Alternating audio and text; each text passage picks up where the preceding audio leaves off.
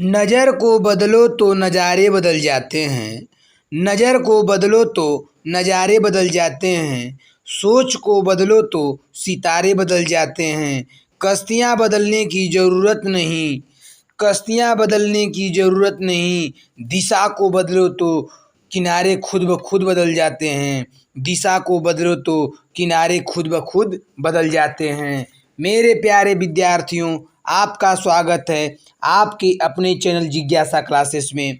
साथियों, आज मैं इलेक्ट्रीशियन प्रथम वर्ष के प्रशिक्षुओं के आगामी सीबीटी एग्ज़ाम को देखते हुए इलेक्ट्रीशियन थ्योरी के चैप्टर नंबर 9, जिसका नाम है प्रत्यावर्ती धारा सिद्धांत अर्थात एसी थ्योरी के कुछ महत्वपूर्ण ऑब्जेक्टिव क्वेश्चन लेकर के आया हूँ, जो आप लोगों के सीबीटी एग्ज़ाम के साथ साथ सेशनल एग्ज़ाम तथा अन्य प्रतियोगी परीक्षाओं जैसे यूपीपीसीएल, टीजी2, boring technician, Bihar PCL, MPPCL, ISRO, DMRC, BARC, IOCL, SAIL, GAIL, भेल, air India, coal India limited, NMDC, ordnance factory, assistant loco pilot, assistant lineman इत्यादि में रामबाण साबित हो सकता है। तो आइए वीडियो को स्टार्ट करते हैं। वीडियो स्टार्ट करने से पहले यदि चैनल पर नए हैं तो चैनल को सब्सक्राइब कर बेल आइकन प्रेस ज़रूर कर लें, जिससे कि मेरे द्वारा लाई गई हर एक नए वीडियो की अपडेट आपको मिलती रहे। तो चलिए हल करते हैं आज का पहला नंबर क्वेश्चन। आज का पहला नंबर क्वेश्चन है, भारत में सिंगल फेज वाली घरेलू एसी आपूर्ति कितनी होती है। बहुत ही बढ़िया क्वेश्चन। दोस्तों, कापी और कलम अपने सामने लेकर के बैठें और प्रत्येक क्वेश्चन को पढ़ते जाएं और क्वेश्चन को पढ़ के बाकायदा उसका आंसर देने का आप काम करें और देखें कि कितने आंसर आप सही दे पा रहे हैं और कितने गलत दे रहे हैं, क्योंकि अब समय आपके पास बहुत ही कम है। आप तक जो भी आप तैयारी किए हैं, आप जो भी पढ़े हैं लिखे हैं, अब उसको वहीं पर छोड़ दीजिए। अब मात्र रिवीजन, जितना भी आप अभी तक आप पढ़ चुके हैं, जितने चैप्टर, रिवीजन के तौर पर रिवीजन रिवीजन रिवीजन, जितना जो रिवीजन करेगा उतना ही बढ़िया उसका रिजल्ट बनेगा।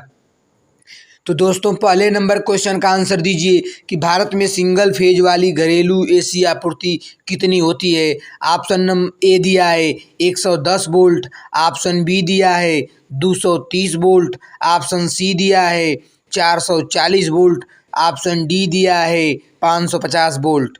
तो चलिए दोस्तों, कमेंट में कमेंट करें, कमेंट बॉक्स में आप कमेंट करते रहें कि कौन सा आंसर सही है। पहले नंबर का कौन सा सही है कि भारत में जो सिंगल फेज वाली घरेलू लाइन है वो कितनी होती है, कितनी वोल्ट की होती है। तो आपका आंसर हो जाएगा 230 वोल्ट। क्या हो जाएगा? 230 वोल्ट। ऑप्शन नंबर बी सही है। क्या सही है? ऑप्शन बी, भारत में सिंगल फेज वाली घरेलू एसी आपूर्ति 230 वोल्ट की होती है। ठीक, बहुत ही बढ़िया। मैं आशा करता हूँ कि प्रत्येक स्टूडेंट जो भी ये वीडियो को देख रहे होंगे, पहले नंबर का आंसर कमेंट बॉक्स में कमेंट जरूर किए होंगे। चलिए तो आइए हल करते हैं नेक्स्ट क्वेश्चन, यानी दूसरा नंबर क्वेश्चन। निम्न में से कौन सा कार्य प्रत्यावर्ती धारा द्वारा संपन्न नहीं किया जा सकता। बहुत ही अच्छा क्वेश्चन, लल्लन टॉप क्वेश्चन।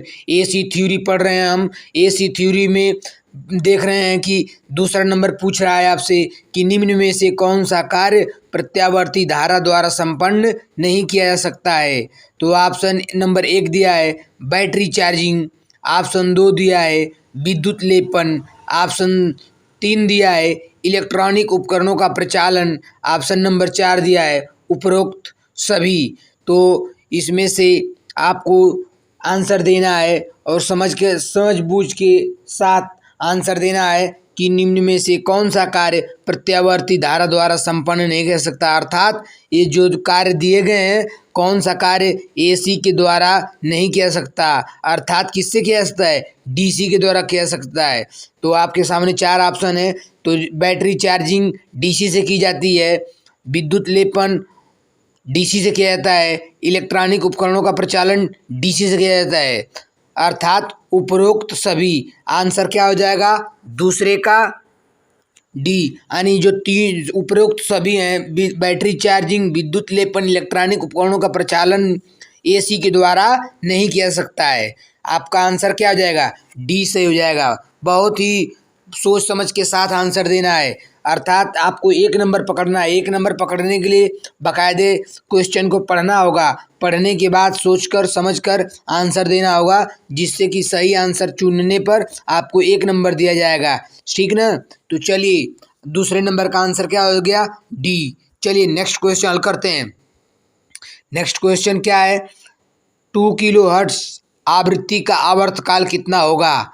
अब बहुत ही बढ़िया क्वेश्चन, आपको पता होना चाहिए कि 2 किलोहर्ट्ज आवृत्ति का आवर्तकाल कितना होगा, अर्थात यह बराबर 1/T फार्मूला होता है। तो उसी फार्मूले पे आपको आंसर बताना होगा कि तीसरे नंबर का आंसर क्या होगा। ऑप्शन नंबर ए दिया है 0.2 मिली सेकेंड, ऑप्शन बी दिया है 0.5 मिली सेकेंड, ऑप्शन सी दिया है 0.6 मिली सेकेंड, ऑप्शन डी दिया है 5.0 मिली सेकेंड। तो तीसरे नंबर का आंसर दीजिए। तीसरे नंबर का आंसर आप लोग कमेंट बॉक्स में कमेंट करें कि 2 किलोहर्ट्ज आवृत्ति का आवर्तकाल कितना होगा, यानी टी बराबर 1/F। टी बराबर 1/F के फार्मूले पर रखेंगे, आवर्तकाल पता चल जाएगा। तो इससे फार्मूला होता है टी बराबर 1/F। एफ का मान दिया है 2 किलोहर्ट्ज, 2 किलोहर्ट्ज दिया है, तो आप इस पे रख देंगे, टी बराबर हो जाएगा 1/2 किलोहर्ट्ज। इसको हल करेंगे तो आपका आंसर आ जाएगा 0.5 मिली सेकेंड। क्या आ जाएगा तीसरे का आंसर क्या आ जाएगा, तीसरे का आंसर हो जाएगा बी 0.5 मिली सेकेंड। 0.5 मिली सेकेंड हो जाएगा तीसरे का आंसर, ठीक ना। चलिए नेक्स्ट क्वेश्चन चौथा नंबर, एसी सर्किट में फॉर्म फैक्टर का मान कितना होता है। बहुत ही अच्छा क्वेश्चन, एसी सर्किट में फॉर्म फैक्टर का मान कितना होता है। फॉर्म फैक्टर का मान आपको पता होना चाहिए कि एसी सर्किट में फॉर्म फैक्टर का मान कितना होता है। तो ऑप्शन ए दिया है 1.41, ऑप्शन बी दिया है 1.11, ऑप्शन सी दिया है 1.51, ऑप्शन डी दिया है 1.61। तो चौथे नंबर का आंसर दीजिए फॉर्म फैक्टर का मान क्या होता है। तो चौथे नंबर का आंसर हो जाएगा क्या, जैसा कि आपको पता है कि एसी सर्किट में फॉर्म फैक्टर का मान होता है 1.11। क्या होता है 1.11, चौथे का बी हो जाएगा। फॉर्म फैक्टर बराबर फार्मूला होता है, जैसा कि क्या होता है एवरेज वैल्यू, फॉर्म फैक्टर बराबर होता है एवरेज औसत मान बटा के आरएमएस मान। क्या होता है औसत मान बटा के आरएमएस मान फार्मूला होता है। तो इसी फार्मूले पे फॉर्म फैक्टर का मान अगर हल करके निकालेंगे तो ऑप्शन नंबर बी सही होगा 1.11। तो एसी सर्किट में आपको एकदम बहुत ही लल्लन टॉप क्वेश्चन VVI कर लीजिए इसको कि एसी सर्किट में फॉर्म फैक्टर का मान कितना होता है। खास तौर से CBT एग्जाम देने के लिए जो जा रहे हैं फर्स्ट ईयर के स्टूडेंट सत्र 2022-24, उन लोगों के लिए रामबाण साबित हो सकता है क्वेश्चन। CBT एग्जाम में ये पूछ सकता है कि एसी सर्किट में फॉर्म फैक्टर का मान कितना होता है। तो आपका आंसर हो जाना चाहिए बी, फॉर्म फैक्टर का मान होता है 1.11, अर्थात आंसर कौन सा सही है बी सही है। चलिए नेक्स्ट क्वेश्चन 5वां नंबर क्वेश्चन देखिए, भारत में मानक सप्लाई आवृत्ति कितनी है। भारत में मानक सप्लाई आवृत्ति कितनी है, बहुत ही बढ़िया क्वेश्चन। ऑप्शन नंबर ए दिया है 25 हर्ट्ज, ऑप्शन बी दिया है 500 हर्ट्ज, ऑप्शन सी दिया है 100 हर्ट्ज, ऑप्शन डी दिया है 50 हर्ट्ज। पाँचवें का आंसर दीजिए आप लोग, पाँचवें नंबर का आंसर दीजिए कि भारत में जो मानक सप्लाई आती है उसकी आवृत्ति कितनी होती है। तो भारत में मानक सप्लाई आवृत्ति 50 हर्ट्ज रखी गई है। कितना रखी गई है 50 हर्ट्ज। आवृत्ति का मात्रा क्या होता है हर्ट HZ। तो पाँचवें का क्या हो जाएगा आंसर, पाँचवें का आंसर हो जाएगा डी, पाँचवें का आंसर डी, भारत में मानक सप्लाई आवृत्ति 50 हर्ट्ज है। चलिए नेक्स्ट क्वेश्चन हल करते हैं। 6 नंबर क्वेश्चन, छठा नंबर क्वेश्चन है, एक साइन वेव का धनात्मक मान अधिकतम कब होता है। बहुत ही बढ़िया क्वेश्चन। आपको पता होना चाहिए कि एक साइकिल में कितना होता है। एक साइकिल बराबर कितना होता है। एक साइकिल बराबर होता है दो हाफ साइकिल, एक पॉजिटिव और एक निगेटिव साइकिल को मिला करके एक पूर्ण साइकिल का निर्माण होता है। तो इसी तरह क्वेश्चन पूछा है कि एक साइन वेव का धनात्मक मान अधिकतम कब होता है। ऑप्शन ए दिया है 0 अंश, ऑप्शन बी दिया है 180 अंश, ऑप्शन सी दिया है 90 अंश, ऑप्शन डी दिया है 45 अंश। तो एक साइन वेव का धनात्मक मान अधिकतम कब होता है, आपको पता होना चाहिए कि कौन सा आंसर सही होगा। छठे नंबर का आंसर कौन सा सही होगा, कमेंट बॉक्स में कमेंट करें अपने अपने आंसर को, जिससे पता चले कि आपकी तैयारी कितनी है। हम आंसर तो बता ही रहे हैं। हमारे आंसर बताने से पहले आप लोग क्वेश्चन को पढ़ करके बाकायदा उसका आंसर कमेंट बॉक्स में और अपनी नोटबुक जो भी आपने सामने कॉपी बनाए हैं उस पर सीरियल नंबर के साथ सीरियल नंबर लिख लीजिए और उसके सामने आंसर दीजिए और अपने आप को परखिए कि तैयारी अभी तक कितनी हो चुकी है अभी और कितना हमको मेहनत करना है। आप समय कम होने के नाते आपको रिवीजन बार बार रिवीजन करना होगा। प्रत्येक क्वेश्चन को अपने आँख के सामने से कम 10 से 12 बार आपको गुजारना होगा, तब जाकर कुछ काम बनने वाला है। तो छठे नंबर का आंसर क्या हो जाएगा, छठे नंबर का आंसर हो जाएगा सी 90 अंश। कितना, 90 अंश। चलिए नेक्स्ट क्वेश्चन, सातवां नंबर क्वेश्चन है, एसी सर्किट में शुद्ध प्रेरक द्वारा बिजली की गई खपत कितनी होती है। सातवां नंबर क्वेश्चन का आंसर दीजिए आप लोग कि एसी सर्किट में शुद्ध प्रेरक द्वारा बिजली की गई खपत कितनी होती है। ऑप्शन ए दिया है 0 वाट, ऑप्शन बी दिया है 1 वाट, ऑप्शन सी दिया है 2 वाट, ऑप्शन डी दिया है 4 वाट। तो सातवें नंबर का आंसर दीजिए। बहुत ही अच्छा क्वेश्चन है, वीवीआई करके है। एसी सर्किट में शुद्ध प्रेरक द्वारा बिजली की गई खपत 0 वाट होती है। कितना होती है, 0 वाट। तो सातवें का आंसर क्या हो जाएगा, ए हो जाएगा 0 वाट। ऑप्शन नंबर ए सही है। ठीक, सातवें का ए सही है। एसी सर्किट में शुद्ध प्रेरक द्वारा बिजली की गई खपत 0 वाट होती है। कितना होती है, 0 वाट। मैं आशा करता हूँ कि प्रत्येक स्टूडेंट जो भी ये वीडियो देख रहे हैं कमेंट बॉक्स में प्रत्येक आंसर को कमेंट लिख रहे होंगे कि सातवें का कौन सा सही है, छठे का कौन सा सही है। ठीक, तो चलिए नेक्स्ट क्वेश्चन, आठवां नंबर, धारा और वोल्टेज सीरीज में धारा और वोल्टेज फेज में होने पर शक्ति गुणांक क्या होता है। यहाँ पे मिस्टेक हो गया है, फ्रीज लिखा दिया गया है, ये है फेज। धारा और वोल्टेज फेज में होने पर शक्ति गुणांक क्या होगा। तो आठवें नंबर का आंसर दीजिए आप लोग। धारा और वोल्टेज जब इन फेज होते हैं तो शक्ति गुणांक क्या होता है। तो ऑप्शन ए दिया है 0, ऑप्शन बी दिया है यूनिटी, ऑप्शन सी दिया है लीडिंग, ऑप्शन डी दिया है लैगिंग। तो आठवें नंबर का आंसर दीजिए आप लोग कि धारा और वोल्टेज फेज में होने के पर शक्ति गुणांक अर्थात पावर फैक्टर का मान क्या होता है। तो जब धारा और वोल्टेज इन फेज होते हैं, जब धारा और वोल्टेज इन फेज होते हैं तो शक्ति गुणांक का मात्रा क्या होता है, यूनिटी अर्थात इकाई होता है। तो ऑप्शन नंबर बी सही हो जाएगा। क्या सही हो जाएगा, बी सही हो जाएगा। धारा और वोल्टेज इन फेज यानी फेज में होने पर पावर फैक्टर का मान यूनिटी होता है। ऑप्शन बी सही हो जाएगा। आठवें का बी सही है। धारा और वोल्टेज इन फेज होने में शक्ति गुणक का मान यूनिटी होता है। ठीक ना, यहाँ पे मिस्टेक हो गया, फेज है, इन फेज नहीं होगा, फ्रीज नहीं है, फेज है। इसको आप लोग समझें, धारा और वोल्टेज फेज में होने पर शक्ति गुणक का मान यूनिटी होता है। चलिए next question, 9 number question, AC के औसत मान तथा आरएमएस मान के अनुपात को क्या कहा जाता है। एसी के औसत मान तथा आरएमएस मान के अनुपात को क्या कहा जाता है। 9 नंबर क्वेश्चन, बहुत ही बढ़िया क्वेश्चन। एसी के औसत मान तथा आरएमएस मान के अनुपात को क्या कहा जाता है। ऑप्शन ए दिया है पिक फैक्टर, ऑप्शन बी दिया है पावर फैक्टर, ऑप्शन सी दिया है औसत फैक्टर, ऑप्शन डी दिया है फार्म फैक्टर। तो जैसा कि आपको पिछले क्वेश्चन में हमने बताया कि फार्म फैक्टर का फार्मूला होता है एवरेज वैल्यू बटा के आरएमएस वैल्यू। तो बस वही क्वेश्चन को रिपीट कर दिया, पूछ दिया यहाँ पे कि एसी के औसत मान तथा आरएमएस मान के अनुपात को क्या कहते हैं। तो औसत मान बटा के आरएमएस मान बराबर होता है फार्म फैक्टर। क्या होता है? Form factor. 90 का आंसर क्या हो जाएगा? 90 का आंसर हो जाएगा डी, फार्म फैक्टर होता है। ठीक, एसी के औसत मान तथा आरएमएस मान का अनुपात फार्म फैक्टर कहलाता है। 90 का आंसर हो जाएगा डी नंबर। क्या हो जाएगा? डी नंबर हो जाएगा। चलिए नेक्स्ट क्वेश्चन, 10 नंबर क्वेश्चन।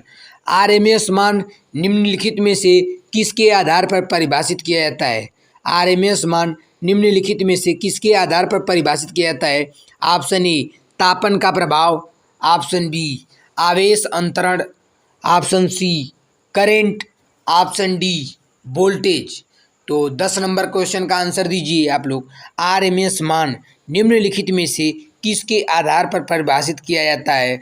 तो आपको पता होना चाहिए कि आरएमएस मान तापन के प्रभाव पर परिभाषित किया जाता है। किसके प्रभाव पर? तापन के प्रभाव पर। ठीक, तापन के प्रभाव पर आरएमएस मान परिभाषित किया जाता है। अर्थात आपका ऑप्शन नंबर ए सही हो जाएगा। 10वें का ए सही है। 10 नंबर का आंसर क्या हो जाएगा? ए। चलिए नेक्स्ट क्वेश्चन हल करते हैं। 11 नंबर, एक्टिव पावर से अप्रेंट पावर का अनुपात किस रूप में जाना जाता है? 11 नंबर क्वेश्चन आपका है कि एक्टिव पावर से अप्रेंट पावर का अनुपात किस रूप में जाना जाता है? तो ऑप्शन ए है demand factor, option B load factor, option C power factor, option D form factor. तो 11 नंबर का आंसर दीजिए कि एक्टिव पावर तथा अप्रेंट पावर का रेशियो क्या कहलाता है? तो आपको पता होना चाहिए कि एक्टिव पावर और अप्रेंट पावर का रेशियो कहलाता है पावर फैक्टर कहलाता है। क्या कहलाता है? Power factor. अर्थात पावर फैक्टर का एक फार्मूला होता है कि एक्टिव पावर अपॉन अप्रेंट पावर। ठीक, अगर एक्टिव पावर और अप्रेंट पावर का रेशियो निकालेंगे तो आपको मिलेगा पावर फैक्टर। पावर फैक्टर अर्थात कास फाई बराबर जो फार्मूला होता है एक तो R/Z। ठीक, तो उसी तरह से एक्टिव पावर और अप्रेंट पावर का रेशियो पावर फैक्टर कहलाता है। 11 का क्या हो जाएगा आंसर? सी सही हो जाएगा।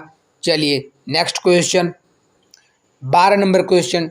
डीसी सर्किट का पावर फैक्टर सदैव कितना होता है? बहुत ही बढ़िया। डीसी सर्किट का पावर फैक्टर सदैव कितना होता है? ऑप्शन ए दिया है 0, ऑप्शन बी इकाई से अधिक, ऑप्शन सी इकाई, ऑप्शन डी इकाई से कम। 12 नंबर क्वेश्चन का आंसर दीजिए आप लोग।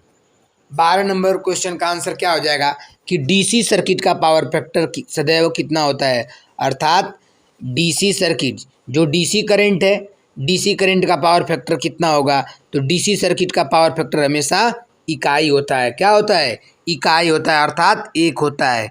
क्योंकि डीसी करंट क्या होती है? इसकी दिशा हमेशा नियत रहती है, दिशा एवं मान हमेशा निश्चित रहता है, इसलिए डायरेक्ट करंट तो इसका मान हो जाएगा इकाई। डीसी सर्किट का पावर फैक्टर सदैव इकाई अर्थात 1 होता है।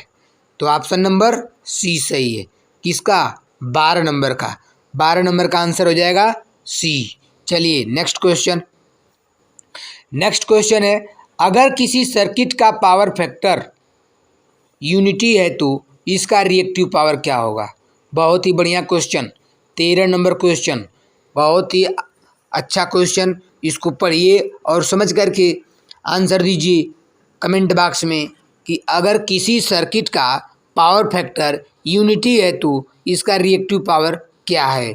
ऑप्शन ए दिया है 0, ऑप्शन बी दिया है न्यूनतम, ऑप्शन सी दिया है अधिकतम, ऑप्शन डी दिया है इनमें से कोई नहीं। ठीक, तो चलिए दीजिए आंसर। आंसर दीजिए 13 नंबर का कि अगर किसी सर्किट में पावर फैक्टर यूनिटी है तो इसका रिएक्टिव पावर क्या होगा? तो इसका रिएक्टिव पावर हो जाएगा शून्य हो जाएगा। क्या हो जाएगा? शून्य हो जाएगा। ऑप्शन ए सही है। ठीक, ऑप्शन ए सही हो जाएगा कि अगर किसी सर्किट का पावर फैक्टर यूनिटी है तो इसका रिएक्टिव पावर शून्य होगा। क्या होगा? शून्य होगा। तो चलिए next question, 14 number question, inductive reactance का फार्मूला क्या होता है? बहुत ही बढ़िया क्वेश्चन। इंडक्टिव रिएक्टेंस अर्थात एक्ससी, एक्ससी बराबर क्या, एक्सीएल बराबर, सॉरी, इंडक्टिव रिएक्टेंस पूछ रहा है ना, तो एक्सीएल बराबर क्या होगा? तो ऑप्शन ए दिया है 1/2NFC, ऑप्शन बी दिया है 2NFC, ऑप्शन सी दिया है 2πFL, ऑप्शन डी दिया है 1/2πFL। तो ये इंडक्टिव रिएक्टेंस का फार्मूला होगा आपका। इंडक्टिव रिएक्टेंस एक्सेल बराबर 2πF इंटू यल होता है। एक्सेल का फार्मूला क्या होता है? एक्सेल बराबर होता है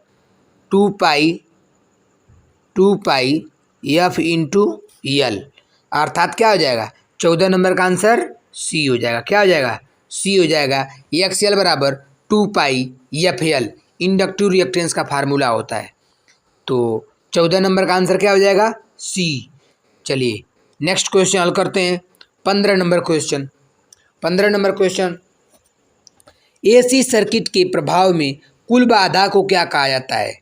एसी सर्किट के प्रभाव में कुल बाधा को क्या कहा जाता है? ऑप्शन ए दिया है प्रतिबाधा, ऑप्शन बी दिया है धारिता, ऑप्शन सी दिया है प्रेरकत्व, ऑप्शन डी दिया है प्रतिरोध। तो एसी सर्किट के प्रभाव में कुल बाधा को क्या कहा जाता है? तो एसी सर्किट के प्रभाव में कुल बाधा को क्या कहा जाता है? ऑप्शन ए आपके सामने प्रतिबाधा, ऑप्शन बी धारिता, ऑप्शन सी प्रेरकत्व, ऑप्शन डी प्रतिरोध। तो एसी सर्किट के प्रभाव में कुल बाधा को प्रतिबाधा कहते हैं। क्या कहते हैं? प्रतिबाधा कहते हैं। 15 का आंसर ए हो जाएगा। प्रतिबाधा अर्थात जेड, इंग्लिश में बोलते हैं इम्पीडेंस। इम्पीडेंस तो एसी सर्किट के प्रभाव में कुल बाधा को कहा जाता है प्रतिबाधा। चलिए ऑप्शन ए सही है। चलिए next question, 16 number question, 16 number question है कि वर्ग तरंग का रूप गुणांक क्या होगा? वर्ग तरंग का रूप गुणांक क्या होगा? तो वर्ग तरंग का रूप गुणांक क्या होगा? ऑप्शन ए दिया है 1.11, ऑप्शन बी दिया है 1, ऑप्शन सी दिया है 1.57, ऑप्शन डी दिया है 2। तो 16 नंबर क्वेश्चन का आंसर दीजिए आप लोग, कमेंट बॉक्स में कमेंट करें वर्ग तरंग का रूप गुणांक क्या होगा। तो वर्ग तरंग अर्थात स्क्वायर वेव का रूप गुणांक क्या होगा? तो स्क्वायर वेव का रूप गुणांक होगा 1.11।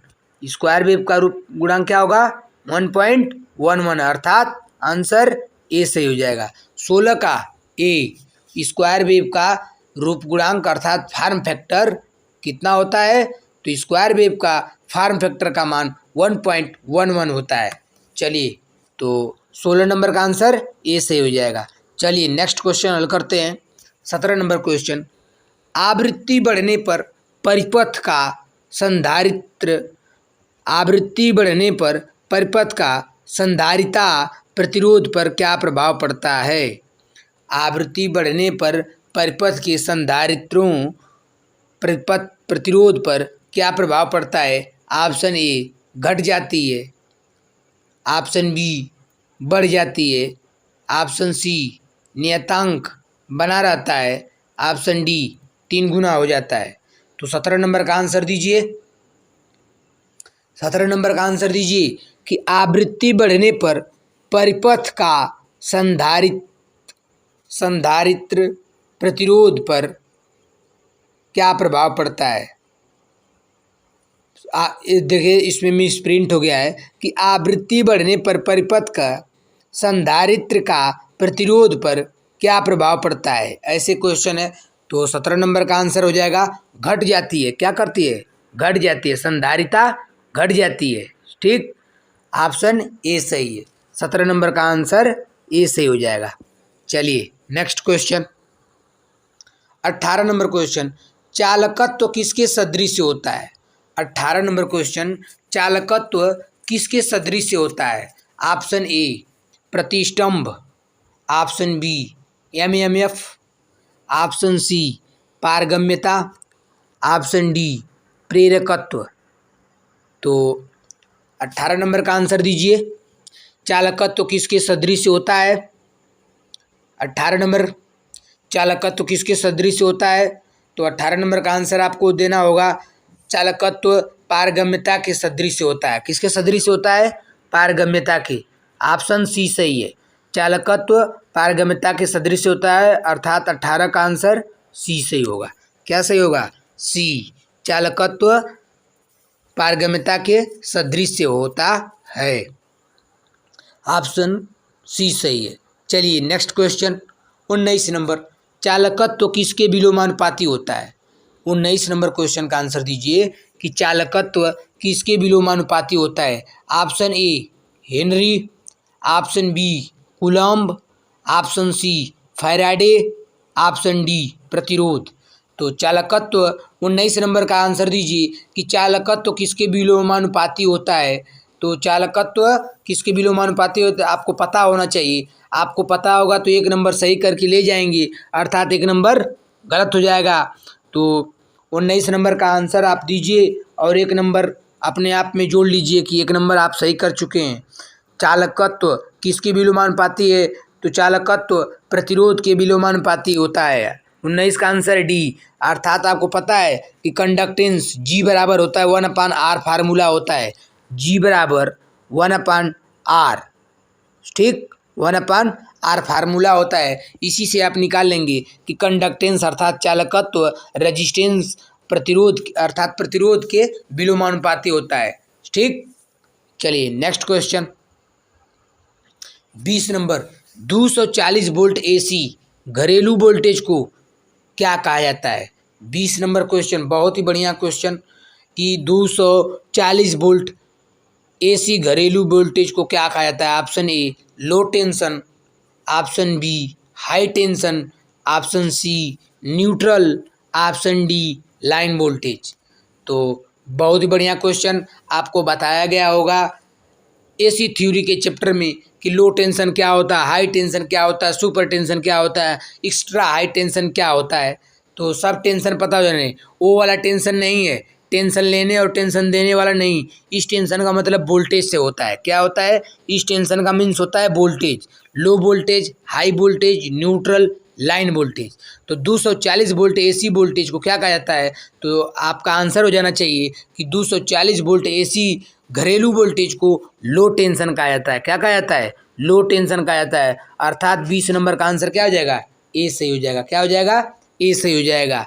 240 वोल्ट एसी घरेलू वोल्टेज को लो टेंशन कहा जाता है। क्या कहा जाता है? लो टेंशन। चलिए नेक्स्ट क्वेश्चन हल करते हैं। 21 नंबर क्वेश्चन, कैपेसिटिव एसी परिपथ में डॉट डॉट होता है।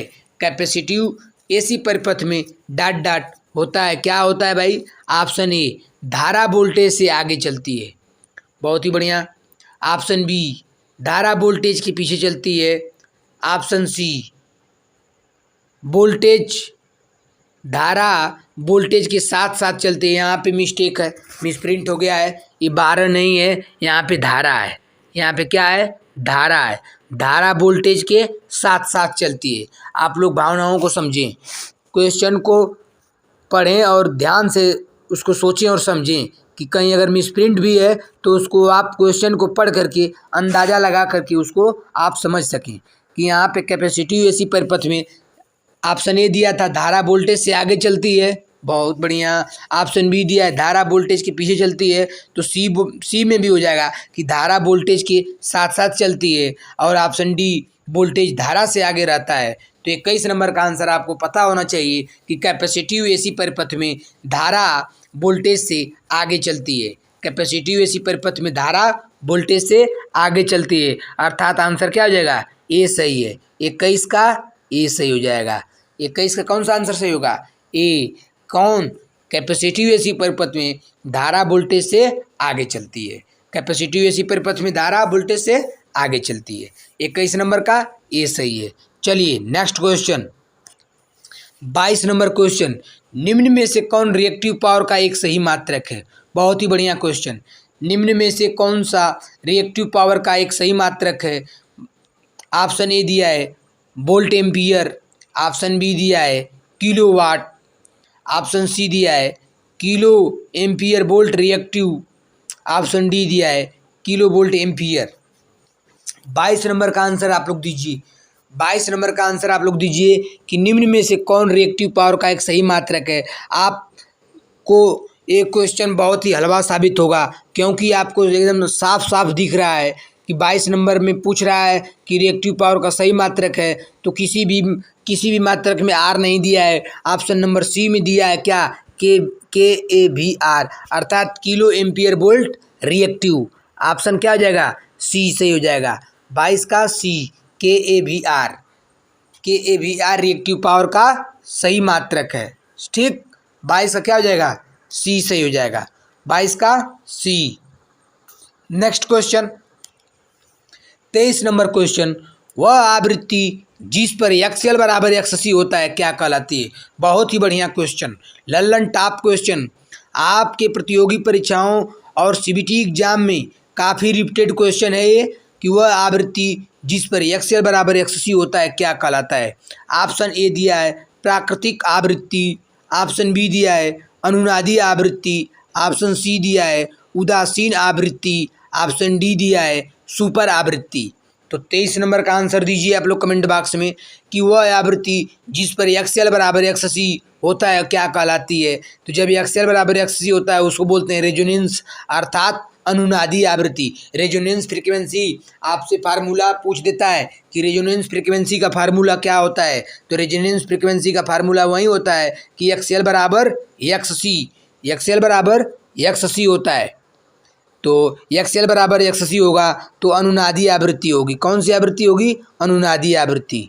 ऑप्शन नंबर बी सही है, ऑप्शन बी सही हो जाएगा कि वह आवृत्ति जिस पर XL बराबर XC होता है अनुनादी आवृत्ति कहलाता है। चलिए नेक्स्ट क्वेश्चन हल करते हैं। 24 नंबर क्वेश्चन, AC को सरलता से DC में परिवर्तित किया जा सकता है। AC को सरलता से DC में परिवर्तित किया जा सकता है, कैसे? ऑप्शन ए वोल्टेज के द्वारा, ऑप्शन बी ट्रांजिस्टर के द्वारा, ऑप्शन सी फिल्टर के द्वारा, ऑप्शन डी दिष्टकारी के द्वारा। तो 24 नंबर का आंसर दीजिए आप लोग कि AC को सरलता से DC में परिवर्तित किया जा सकता है किसके माध्यम से, किसके द्वारा आसानी से परिवर्तित किया जा सकता है। तो 24 नंबर का आंसर दीजिए।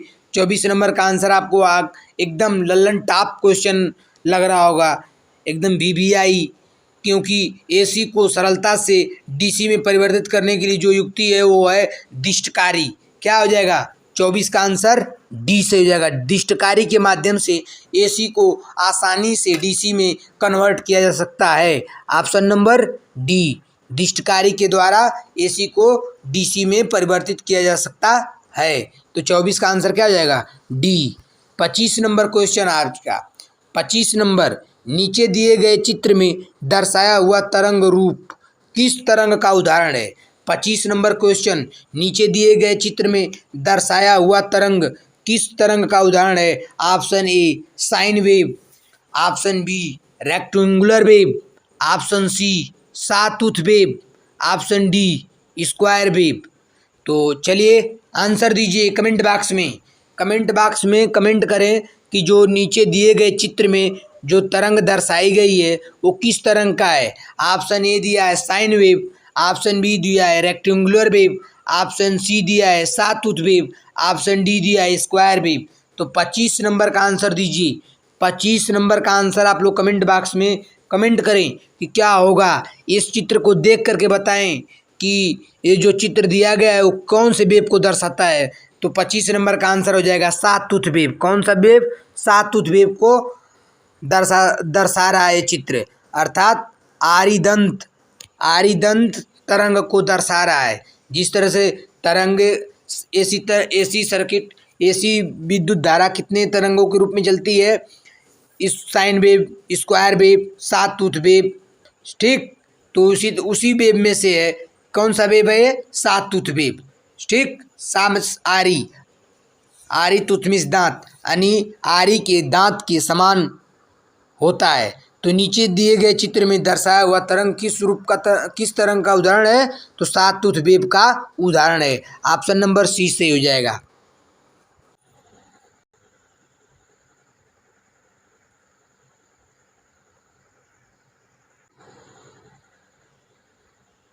नेक्स्ट क्वेश्चन 26 नंबर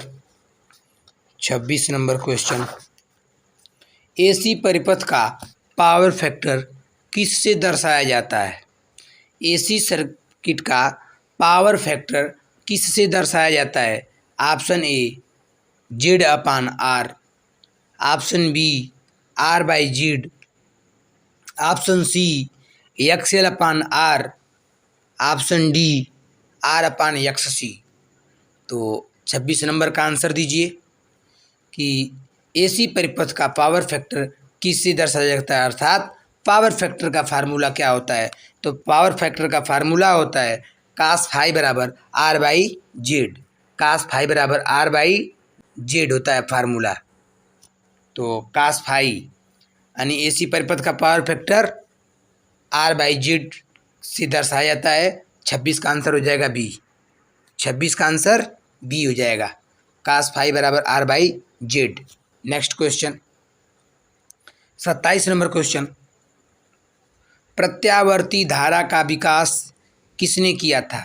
प्रत्यावर्ती धारा का विकास किसने किया था? Option A Maxwell, option B Faraday, option C Tesla, option D Edison. 27 number question में आपसे पूछ लिया कि प्रत्यावर्ती धारा का विकास किसने किया था, अर्थात एसी करंट का विकास किसने किया था। आपके सामने चार ऑप्शन दिए गए हैं, चार ऑप्शन में से एक ऑप्शन सही है, जो तीन गलत हैं और एक सही होगा। तो 27 नंबर का आंसर हो जाएगा कि प्रत्यावर्ती धारा का विकास टेस्ला ने किया था। किसने किया था? टेस्ला ने किया था। 27 का सी, 27 का सी हो जाएगा, प्रत्यावर्ती धारा का विकास टेस्ला ने किया था। चलिए नेक्स्ट क्वेश्चन 28 नंबर क्वेश्चन।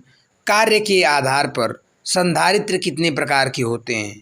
कार्य के आधार पर संधारित्र कितने प्रकार के होते हैं? ऑप्शन ए एक प्रकार के, ऑप्शन बी दो प्रकार के। देखिए यहाँ पे मिस्टेक हो गया है, मिसप्रिंट हो गया है, जो बी वाला ऑप्शन है, बी वाला ऑप्शन, ये दो प्रकार के होने चाहिए। यहाँ पे हाइड्रोजन लिख दिया गया है, इसको गलत, ऑप्शन बी गलत है। दो प्रकार लिख लीजिए यहाँ पे, दो प्रकार के, दो प्रकार। ऑप्शन सी है तीन प्रकार के, ऑप्शन डी है चार प्रकार के। तो 28 नंबर का आंसर आप लोग कमेंट बॉक्स में दें कि कार्य के आधार पर संधारित्र कितने प्रकार के होते हैं। तो कार्य के आधार पर संधारित्र तीन प्रकार के होते हैं। कार्य के आधार पर संधारित्र तीन प्रकार के होते हैं। ऑप्शन सी सही हो जाएगा। क्या हो जाएगा? सी सही हो जाएगा। कार्य के आधार पर संधारित्र तीन प्रकार के होते हैं। चलिए next question 29 number question. Peak factor को अन्य किस नाम से जाना जाता है? पिक फैक्टर को अन्य किस नाम से जाना जाता है? Option A form factor, option B average value, option C RMS value, option D crest factor. तो 29 नंबर का आंसर दीजिए कमेंट बॉक्स में। 29 नंबर का आंसर कमेंट बॉक्स में कमेंट करें कि पिक फैक्टर को अन्य किस नाम से जाना जाता है। तो आपको जैसा कि पता होना चाहिए कि पिक फैक्टर को अन्य किस नाम से जाना जाता है, वो नाम है क्या? Crest factor. क्या है? Crest factor. Option C, crest factor को ही पिक फैक्टर कहते हैं। क्या कहते हैं? पिक फैक्टर कहते हैं। तो 29 नंबर का आंसर क्या हो गया? 29 नंबर का आंसर डी से हो गया कि पिक फैक्टर को क्रेस्ट फैक्टर के नाम से जाना जाता है। नेक्स्ट क्वेश्चन, एसी का औसत मान कितना होता है? आपसे 30 नंबर क्वेश्चन पूछ दिया है कि एसी जो अल्टरनेटिंग करंट का औसत मान कितना होता है। अर्थात अल्टरनेटिंग करंट का एवरेज वैल्यू पूछ रहा है आपसे। बहुत ही VVI question, very very important. Option A दिया है 0.637, option B 0.707, option C 1.41, option D उपर्युक्त में से कोई नहीं। तो एसी का औसत मान होता है, कितना होता है? तो जैसा कि आपको मालूम होना चाहिए कि एसी का औसत मान 0.637 होता है। एसी का औसत मान 0.637 होता है। तो 30 का आंसर क्या हो जाएगा? ए से हो जाएगा। क्या? ए। एसी का औसत मान 0.637 होता है। Next question, 31 number question, AC का पिक फैक्टर कितना होता है? अभी आपसे पूछ रहा था कि पिक फैक्टर को अन्य किस नाम से जाना जाता है, तो वहीं अब पूछ दिया कि एसी का पिक फैक्टर कितना होता है। 31 नंबर क्वेश्चन, आपके सामने चार ऑप्शन में से एक सही है और 3 गलत हैं। तो सही ऑप्शन को चुनना है। तो ऑप्शन ए दिया है 0.637, ऑप्शन बी दिया है 0.707, ऑप्शन सी दिया है 1.414, ऑप्शन डी दिया है 1.11। तो 31 नंबर का आंसर आपको पता है कि 31 नंबर का आंसर हो जाएगा पिक फैक्टर का मान 1.414 होता है। ऑप्शन ए है 0.637 average value, 0.707 RMS value, 1.11 form factor. तो सी नंबर बच गया 1.414 पिक फैक्टर का मान है।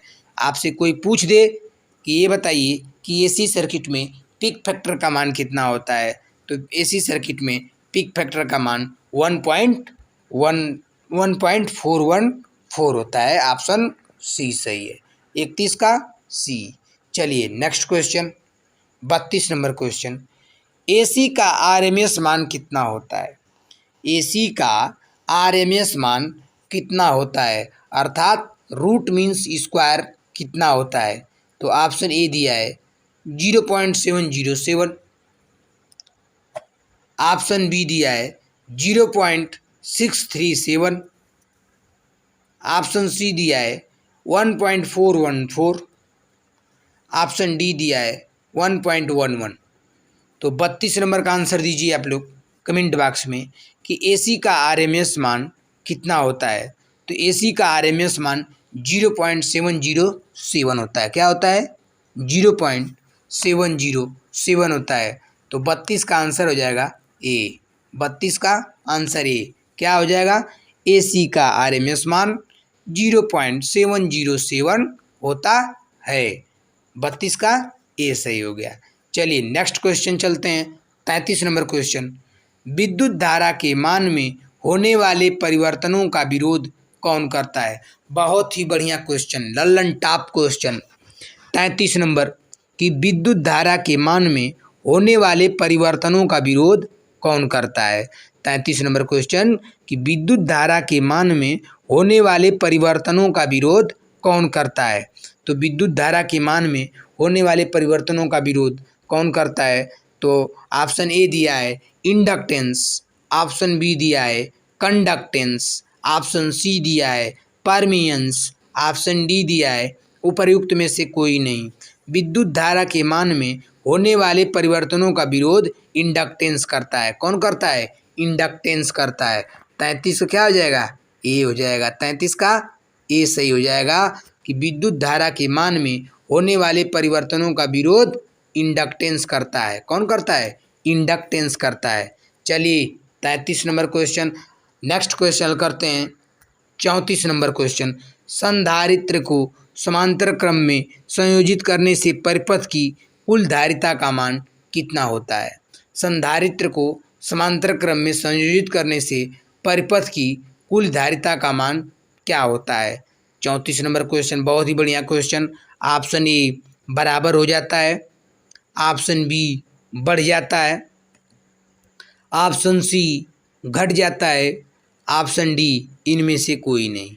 तो 34 नंबर का आंसर दीजिए कि संधारित्र को समांतर क्रम में संयोजित करने से परिपथ की कुल धारिता का मान क्या होता है। तो 34 नंबर का आंसर हो जाएगा संधारित्र को समांतर क्रम में संयोजित करने से परिपथ की कुल धारिता का मान बढ़ जाता है। क्या होता है? बढ़ जाता है, अर्थात 34 का बी हो जाएगा। क्या हो जाएगा? 34 का आंसर बी। संधारित्र को समांतर क्रम में संयोजित करने से परिपथ की कुल धारिता का मान बढ़ जाता है। क्या होता है? बढ़ जाता है। चलिए नेक्स्ट क्वेश्चन, 35 नंबर क्वेश्चन, चालकता का प्रतीक क्या होता है। बहुत ही बढ़िया क्वेश्चन। चालकता अर्थात कंडक्टेंस का प्रतीक क्या होता है। ऑप्शन ए दिया है कैपिटल जी, ऑप्शन बी दिया है कैपिटल बी, ऑप्शन सी दिया है कैपिटल एच, ऑप्शन डी दिया है कैपिटल आर। तो चालकता का प्रतीक क्या होता है? तो चालकता का प्रतीक होता है कैपिटल जी। 35 का क्या हो जाएगा? 35 का ए से हो जाएगा कैपिटल जी। चालकता का प्रतीक कैपिटल जी होता है। Next question, 36 number question, reactance का विलोम क्या कहलाता है। 36 नंबर क्वेश्चन, रिएक्टेंस का विलोम क्या कहलाता है। Option A conductance, option B permeance, option C susceptance, option D admittance. तो रिएक्टेंस का विलोम क्या कहलाता है? आपको पता होना चाहिए कि रिएक्टेंस का विलोम ससेप्टेंस कहलाता है। आपसे जब को कभी भी पूछ लिया जाए कि रिएक्टेंस का विलोम क्या होता है, अर्थात रिएक्टेंस का उल्टा क्या होता है, तो आपका आंसर क्या होना चाहिए? रिएक्टेंस का उल्टा होता है ससेप्टेंस। क्या होता है? ससेप्टेंस, अर्थात 36 का सी सही हो जाएगा। 36 का आंसर सी, रिएक्टेंस का विलोम ससेप्टेंस कहलाता है। चलिए next question, 37 number question. 37 number question है इंडक्टेंस का प्रतीक क्या होता है। 37 नंबर क्वेश्चन पूछ रहा है कि इंडक्टेंस का प्रतीक क्या होता है। Option A capital R, option B capital L, option C capital H, option D capital B. तो 37 नंबर का आंसर दीजिए। 37 नंबर का आंसर, इंडक्टेंस का प्रतीक क्या होता है। तो इंडक्टेंस का प्रतीक कैपिटल यल होता है। क्या होता है? कैपिटल यल, अर्थात 37 का आंसर बी से हो जाएगा। क्या से हो जाएगा? 37 का बी से हो जाएगा। इंडक्टेंस को कैपिटल यल से प्रदर्शित करते हैं। किससे प्रदर्शित करते हैं? कैपिटल यल से प्रदर्शित करते हैं इंडक्टेंस को। तो इंडक्टेंस का प्रतीक कैपिटल यल होता है, अर्थात आंसर बी सही है। चलिए next question, 38 number question.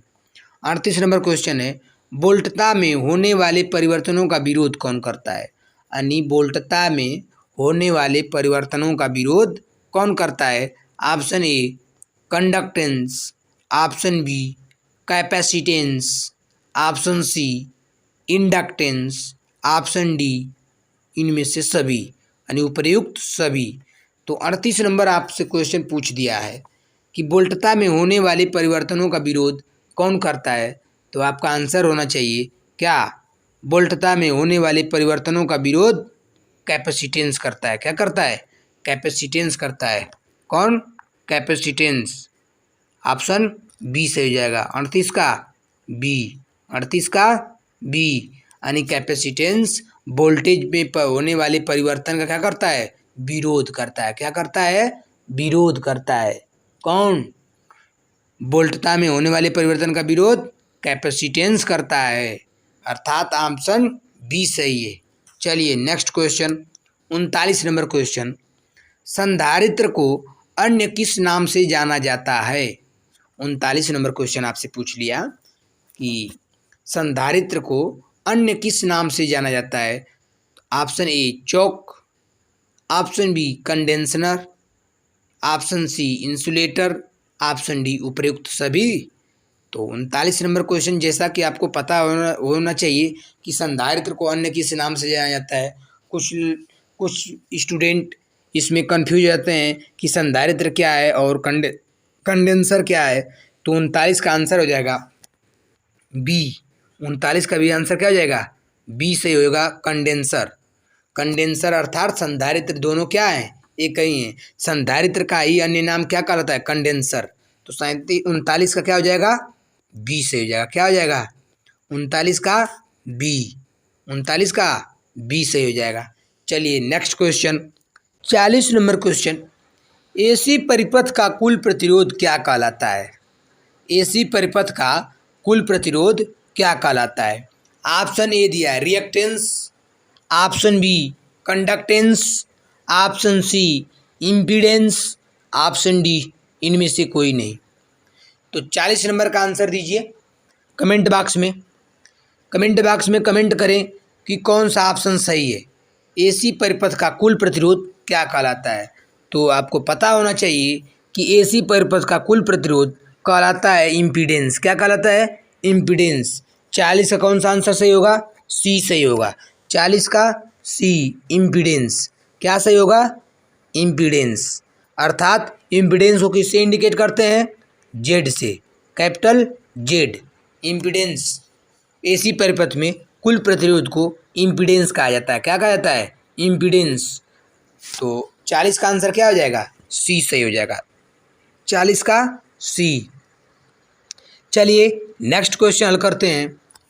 41 number question, resonance circuit कितने प्रकार के होते हैं? 41 नंबर क्वेश्चन पूछ दिया आपसे कि रेजोनेंस सर्किट कितने प्रकार के होते हैं? ऑप्शन ए 1 प्रकार के, ऑप्शन बी 2 प्रकार के, ऑप्शन सी 3 प्रकार के, ऑप्शन डी उपर्युक्त सभी। यानी 1 प्रकार के, 2 प्रकार के, 3 प्रकार के कि सभी प्रकार के होते हैं। तो रेजोनेंस फ्रीक्वेंसी आपको पता होना चाहिए कि रेजोनेंस फ्रीक्वेंसी 2 प्रकार के होते हैं। कितने प्रकार के होते हैं? 2 प्रकार के। 41 का आंसर बी से हो जाएगा। रेजोनेंस फ्रीक्वेंसी 2 प्रकार के होते हैं। तो 41 का क्या हो जाएगा? 41 का आंसर बी, 2 प्रकार के होते हैं। चलिए नेक्स्ट क्वेश्चन हल करते हैं। Next question 42 number question, low power factor से निम्नलिखित में से कौन सी हानि होती है? लो पावर फैक्टर से निम्नलिखित में से कौन सी हानि होती है? ऑप्शन ए कॉपर हानि बढ़ जाती है, ऑप्शन बी टर्मिनल वोल्टेज कम हो जाता है, ऑप्शन सी खर्चा बढ़ जाता है, ऑप्शन डी उपर्युक्त सभी। 42 नंबर क्वेश्चन, 42 नंबर क्वेश्चन का आंसर दीजिए कि लो पावर फैक्टर से निम्नलिखित में से कौन सी हानि होती है? तो 42 नंबर का आंसर दीजिए आप लोग कि कॉपर हानि बढ़ जाती है, टर्मिनल वोल्टेज कम हो जाता है, खर्चा बढ़ जाता है कि सभी। तो जैसा कि आपको पता है कि लो पावर फैक्टर किस पर डिपेंड करता है, तो लो पावर फैक्टर यानी जब पावर फैक्टर लो होगा तो उससे क्या क्या हानियाँ हो सकती हैं? कॉपर हानि बढ़ जाएगी, टर्मिनल वोल्टेज कम हो जाएगा और कास्ट जो है बढ़ जाता है। अर्थात 42 का आंसर क्या हो जाएगा? डी हो जाएगा। क्या हो जाएगा? डी उपर्युक्त सभी। लो पावर फैक्टर से निम्नलिखित में से ये सभी हानियाँ होती हैं। उपर्युक्त सभी, कॉपर हानि भी बढ़ जाती है, टर्मिनल वोल्टेज कम हो जाता है, खर्चा बढ़ जाता है, उपर्युक्त सभी। तो 42 का आंसर डी। 42 का क्या आंसर? डी हो जाएगा।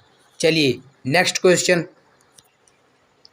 43 नंबर क्वेश्चन, भारत में आपूर्ति आवृत्ति के परिवर्तन में छूट की अनुमति होती है कितना? Option A ±3%, option B ±5%, option C ±2%, option D ±6%। बहुत ही बढ़िया क्वेश्चन कि भारत में आपूर्ति आवृत्ति के परिवर्तन में छूट की कितना अनुमति है। अर्थात जो भारत में फ्रीक्वेंसी आती है 50 हर्ट्ज, उसमें कितने परसेंट की छूट दी जाती है? यानी ऑप्शन ए ±3%। यानी ±3% का मतलब ये हुआ कि 3% घट सकती है और 3% बढ़ सकती है। ऑप्शन बी है ±5%। इसका मतलब कि 5% घट सकती है और 5% बढ़ सकती है। ऑप्शन डी सी है प्लस माइनस 2%। दो, इसका मतलब हुआ कि 2% घट सकती है और 2% बढ़ सकती है। ऑप्शन डी है 6%, प्लस माइनस 6%। तो इसका मतलब ये हुआ कि 6% घट सकता है और 6% बढ़ सकता है। जो भारत में आवृत्ति की परिवर्तन में छूट होता है वो होता है कितना, प्लस माइनस 3%। 43 का आंसर ए से हो जाएगा। बहुत ही इंपॉर्टेंट क्वेश्चन, VVI कर लीजिए इसको कि आवृत्ति में परिवर्तन की छूट प्लस माइनस 3% होती है। ठीक, तो ऑप्शन ए सही है। 43 का ए, 43 का ए सही हो जाएगा। चलिए नेक्स्ट क्वेश्चन हल करते हैं। 44 नंबर क्वेश्चन, वह आपूर्ति जो कंडेंसर से होकर नहीं गुजर सकती वह है। Option A 24 volt AC, option B DC आपूर्ति, ऑप्शन सी AC आपूर्ति, ऑप्शन डी यह परिपथ की प्रकृति पर निर्भर करती है। 44 नंबर, वह आपूर्ति जो कंडेंसर से होकर नहीं गुजर सकती वह है। तो वह कौन सी आपूर्ति है जो कंडेंसर से होकर नहीं गुजर सकती है? 24 वोल्ट की AC, कि DC आपूर्ति, कि AC आपूर्ति, कि यह परिपथ की प्रकृति पर निर्भर करती है। तो 44 नंबर का आंसर हो जाएगा क्या? 44 का आंसर बी हो जाएगा। कौन?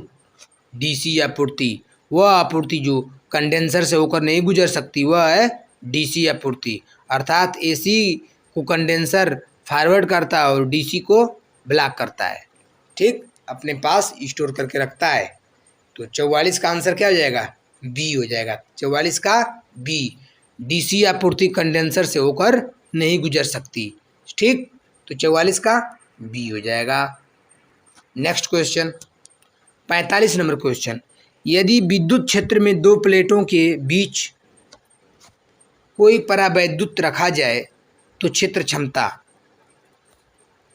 45 नंबर का आंसर दीजिए कि यदि विद्युत क्षेत्र में दो प्लेटों के बीच कोई परावैद्युत रखा जाए तो क्षेत्र क्षमता होगी।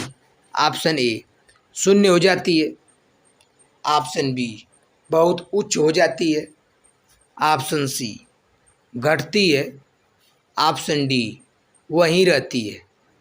तो 45 नंबर का आंसर दीजिए कि यदि विद्युत क्षेत्र में दो प्लेटों के बीच कोई परावैद्युत रखा जाए तो क्षेत्र क्षमता उसकी क्या होती है? घटती है। 45 का सी हो जाएगा। 45 का सी, यदि विद्युत क्षेत्र में दो प्लेटों के बीच कोई परावैद्युत रखा जाए तो क्षेत्र क्षमता घटती है। क्या करती है? घटती है। तो 45 का आंसर क्या हो जाएगा? सी हो जाएगा। 45 का सी।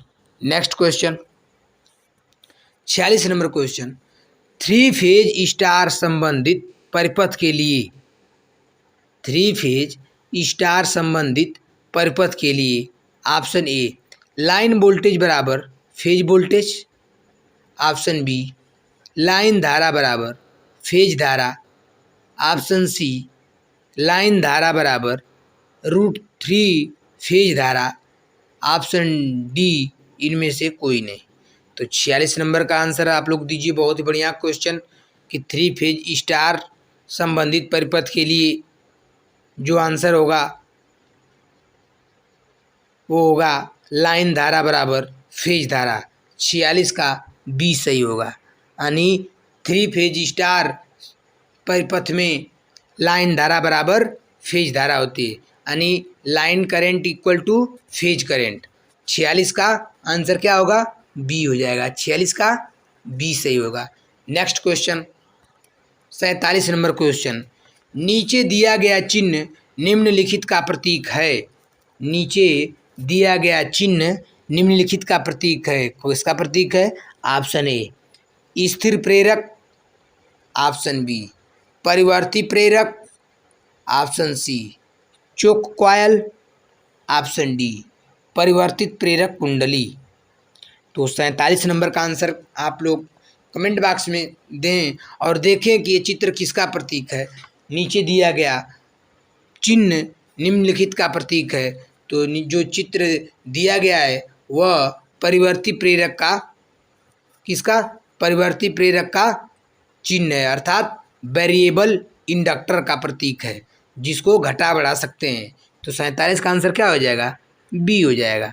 47 का बी हो जाएगा आंसर, कि नीचे दिया गया चिन्ह वेरिएबल इंडक्टर का प्रतीक है, अर्थात परिवर्ती प्रेरक का प्रतीक है। ऑप्शन क्या हो जाएगा? सी, बी सही हो जाएगा। ऑप्शन बी, ऑप्शन बी सही हो जाएगा। चलिए next question, 48 number question. AC परिपथ में एसी मीटर मापता है। बहुत ही बढ़िया क्वेश्चन। एसी परिपथ में जो एसी मीटर मापता है वो क्या मापता है? ऑप्शन ए वर्ग माध्य मूल मान, option B peak value, option C मध्यमान, ऑप्शन डी है मध्यमान। तो आपको इससे घबराना नहीं है। 48 नंबर का आंसर क्या हो जाएगा? एसी परिपथ में एसी मीटर हमेशा क्या मापता है? एसी मीटर हमेशा वर्ग माध्य मूल मान मापता है। क्या मापता है? वर्ग माध्य मूल मान, अर्थात root means square RMS value मापता है। आपको पता होना चाहिए कि प्रत्येक मेजरमेंट, लगभग सभी मेजरमेंट क्या मापते हैं? एसी का आरएमएस मान मापते हैं। एसी का आरएमएस मान मापते हैं, अर्थात 48 का आंसर क्या हो जाएगा? ए सही हो जाएगा। 48 का ए सही हो जाएगा। एसी परिपथ में एसी मीटर वर्ग माध्य मूल मान को मापता है। चलिए नेक्स्ट क्वेश्चन, 49 नंबर क्वेश्चन, कि निम्नलिखित में से फेज वोल्टेज को किसके बीच मापा जाता है? निम्नलिखित में से फेज वोल्टेज को किसके बीच मापा जाता है? तो ऑप्शन ए फेज एवं न्यूट्रल,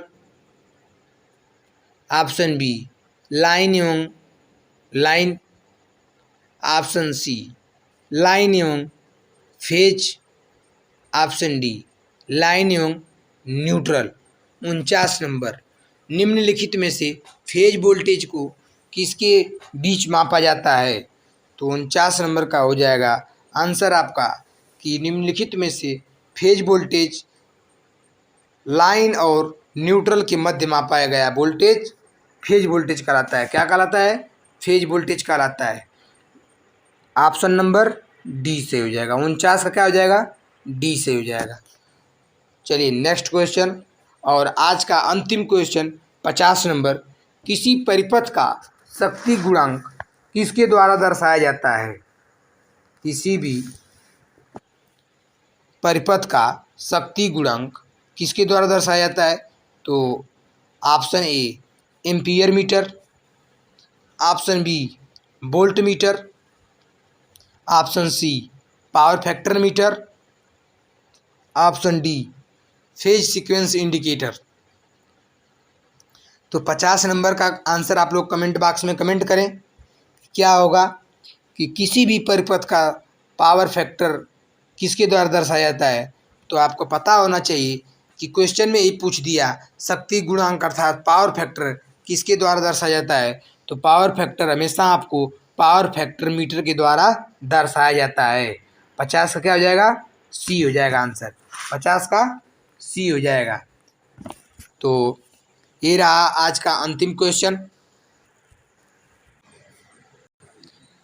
जो कि एसी सर्किट से संबंधित था। साथियों, वीडियो कैसा लगा अपनी राय कमेंट बॉक्स में ज़रूर दें, और आपको वीडियो अच्छा लगे तो आप आगे शेयर ज़रूर करें। जो भी आपके पास स्टडी से रिलेटेड ग्रुप है, जिससे ये वीडियो हर एक बच्चे के पास पहुंच सके जो सीबीटी एग्ज़ाम एवं सेशनल एग्ज़ाम की तैयारी कर रहे हैं। धन्यवाद।